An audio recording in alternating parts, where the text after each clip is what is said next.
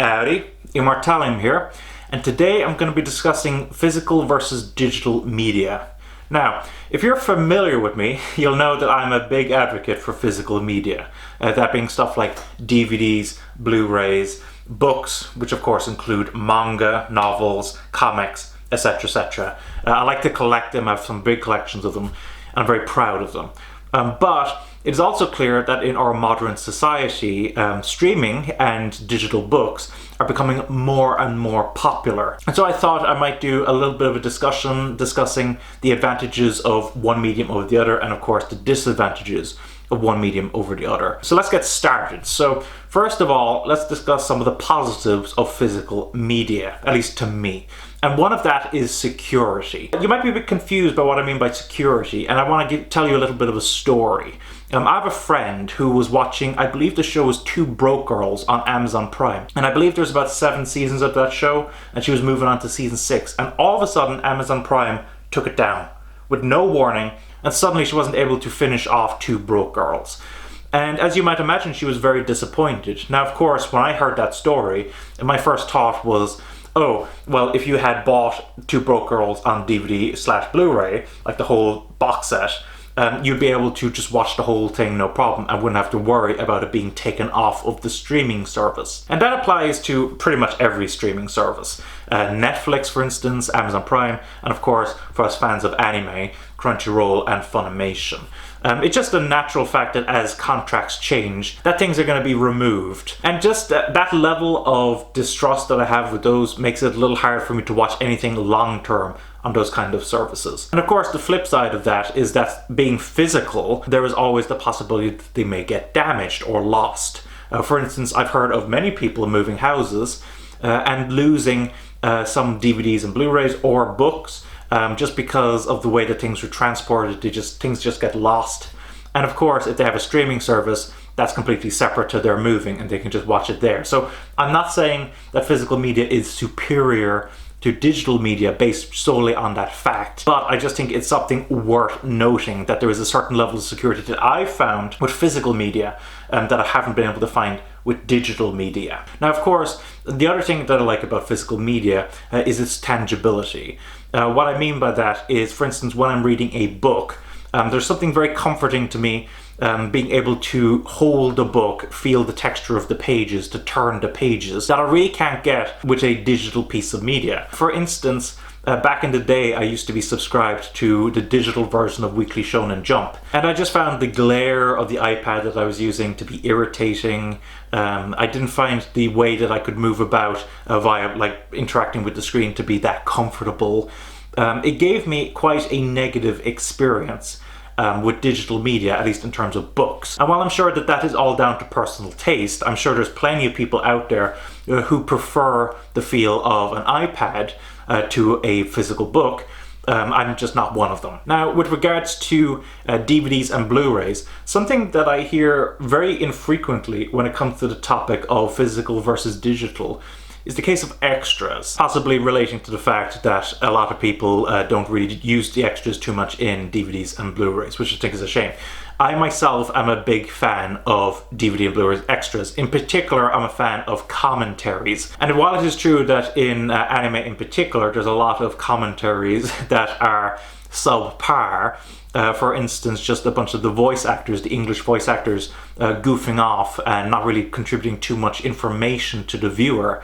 On the other hand, there are some absolutely excellent commentaries. For instance, in 1001 Nights and Cleopatra, the Blu-rays that I have, there is an excellent commentary from Helen McCarthy discussing a lot of the details behind the production, how it was received, just breaking down certain scenes. It's really informative, and there's plenty of other commentaries like that throughout all of DVDs and Blu-rays. Now, the other thing to note about that is that I do believe that there are some extras being added to some streaming services now. I remember hearing that Disney Plus, for instance, does actually have a lot of behind-the-scenes documentaries and commentaries available for various films. In particular, I remember hearing all about Endgame, the Avengers Endgame, having a lot of extras on their service. So if they're able to add that to their services, excellent. But I don't see Netflix or Amazon Prime, or in particular Crunchyroll or Funimation, trying to emulate that. I believe the priority for them is to simply get the show or movie out. So I do think that that is quite a disappointment. I do prefer to have all of these extras. The other thing, of course, is to do with bitrate. With regards to bitrate, a lot of streaming services such as Netflix, Amazon Prime, Crunchyroll and Funimation have a lower bitrate in order for it to be easier for consumers to be able to stream said piece of media. And most of the time, to be fair, it isn't particularly noticeable, the compression. It's kind of more, if the scenes are darker, you'll start noticing that the black levels are particularly off in the background, which can create, to me at least, quite an ugly image. And I think considering how a lot of Netflix shows actually have quite a dark palette, I think it's particularly noticeable on those. Whereas if you swap to Blu-ray in particular, that's not to say there isn't any compression in Blu-ray, but it's much less compressed compared to streaming services because it isn't worried about your internet connection and you being able to stream it in an efficient manner. It's all there on the disc, so it creates, to me at least, a much more clean, pristine look to it, and to me that is quite important. While it's true that I definitely prefer physical media overall, I do have to say that I do see some advantages to digital media, and I'll list off a couple of those advantages just to kind of balance out the argument. First off is to do with the speed of release. In contrast to DVDs and Blu-rays and books such as manga, novels and comic books that need to be printed out and distributed, which can take quite a while, digital media is able to release stuff rather quickly. And that's something, for instance, that many anime fans will be familiar with simulcasting with regards to Crunchyroll and Funimation.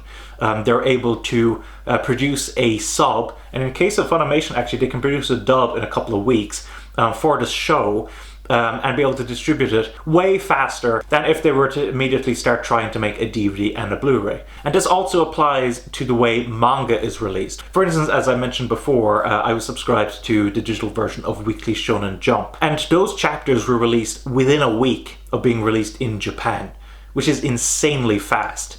And it would be months and months and months before many of those series would actually get released physically. And in fact, many of them didn't even get a release physically. So content is able to come out much faster digitally.